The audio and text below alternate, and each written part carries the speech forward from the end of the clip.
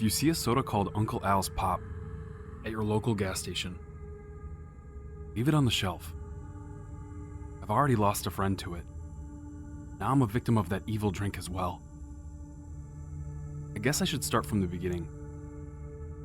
My friend Jenny had just picked me up in her red pickup truck and was driving me to her house. We were talking most of the way there. Our conversation transitioned from the upcoming Star Wars movie, there being way more deer in this town than usual, to this new soda Jenny had bought at a gas station. It's called Uncle Al's Pop, she explained. Generic name, I know, but I've only drank a couple of cans, and I'm already addicted. The stuff is freaking delicious. Best soda ever. You'll have to try some when we get there. Sure enough, as soon as we arrived at her place, she took me onto her back deck, where a blue cooler sat by the steps. Inside the cooler, mixed in with the ice, were a dozen pale green soda cans with the name Uncle Al's Pop written on each of them. She pulled out 2 cans, one for me and one for herself. "Try it," she said, handing me my can. I pulled the tab open, and a bit of the soda fizzed out. It was a sickly yellow-green, a color I had never seen in a soda before. Despite this, I remembered the lesson of Dr. Seuss's Green Eggs and Ham. Don't judge food by its color. I tilted the can back and took a small sip. I regret taking that sip, for 2 reasons. The long-term reason, you'll find out later. But the short-term reason was that the soda tasted horrid, like pee mixed with ink. I wanted to spit it out, but I didn't want to offend my friend. So, after much struggling, I managed to swallow the awful stuff. "What do you think?" she asked. I placed the can on the table. Not my favorite," I said, wincing from the nasty aftertaste. Jenny shrugged. "To each their own," she said. She chugged down her can before tossing it into the recycling bin and going to the cooler for seconds. She clearly felt the opposite about this soda than I did. It didn't surprise me that much. Jenny had always been a lot less of a picky eater than I was. I had seen her tolerate strange dishes from durians to oysters. She always made fun of my inability to handle these foods, calling me tender tongue. While she drank from her second can, I noticed a brown spot on her arm. The spot started out small at first, looking like a freckle that hadn't been there previously. Then suddenly, it was the size of a quarter. Then I noticed a bunch of other brown spots forming on her arms and legs. Jenny?" I said. She lowered the can from her lips. "Yes?" she asked. I jumped as she gazed at me. Her face looked more elongated than it had previously. Her nose was turning black. Her ears looked longer and larger. I said, struggling to find words. I didn't need to. Jenny looked down and let out a cry as she noticed her now completely brown arms and legs. She scratched one leg and I noticed what appeared to be fur on that area. Then she reached up and felt her face. Before screaming and running inside, I followed her to the bathroom where she slammed the door and locked it. I put my ear against the door, where I could hear her panicking. No, what is happening to me? This isn't happening, help! Oh God, help! I felt chills run through my bones. I had never heard her this terrified before. She sounded like she was in severe pain of some kind. 10 minutes passed of her screaming and sobbing in the bathroom. Soon, screaming was accompanied by banging. It sounded like a frightened animal was trapped in there, kicking on the door and walls. The screaming began to turn into a braying sound that reminded me of a wounded goat. What is happening in there? I thought to myself the whole time. What should I do? Should I call 911? Should I unlock the door and get her out of there?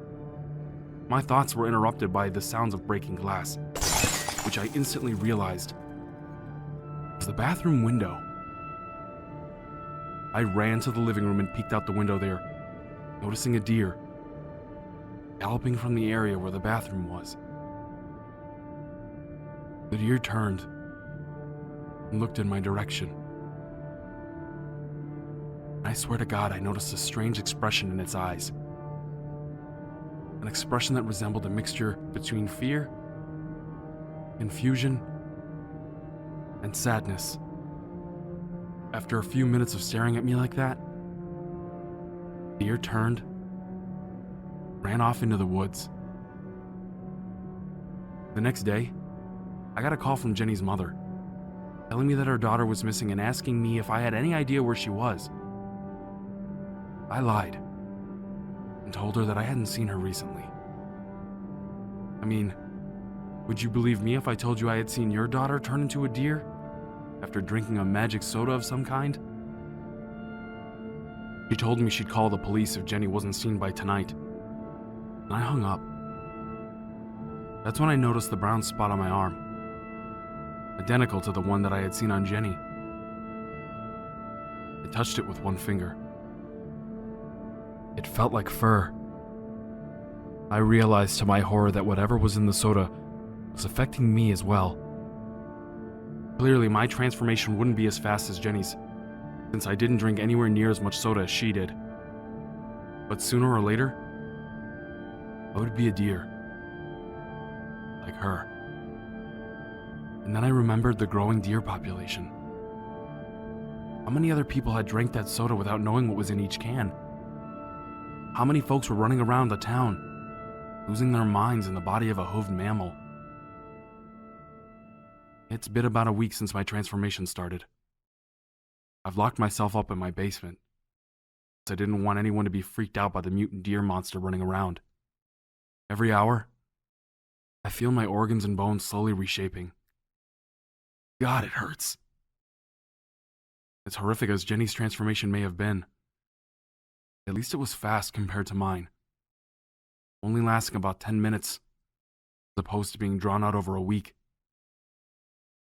My fingers are becoming hooves, making it quite hard to type. I also have to turn my head to get a good look at the screen, since my eyes are a lot further to the side than they used to be. I'm posting this here hoping that other people will heed my warning not to buy any of that cursed soda. Call a friend or family member and tell them about it as well. In the meantime, I wish that hunting season would come sooner. Then me, Jenny, and all of those other poor innocent people turned into deer will finally be put out of our misery.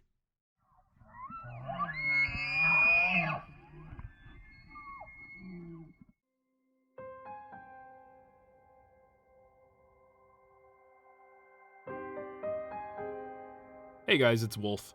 I just wanted to say thank you again for listening to my stories. This is a new thing for me, so again, I really appreciate you guys taking the time to really listen to the stories and give me your feedback. I'm looking forward to doing this more often, again, every Monday and Friday, and if you guys have any ideas of what I should be reading or if I should be editing any differently, please feel free to leave them in the comments below. So if you guys have any feedback for me, that'd be perfect, just because I want to continue to develop this channel and have a lot of fun with it. So yeah, if you guys have anything for me, leave them in the comments below, and hopefully I see you guys in the next one. Thank you again.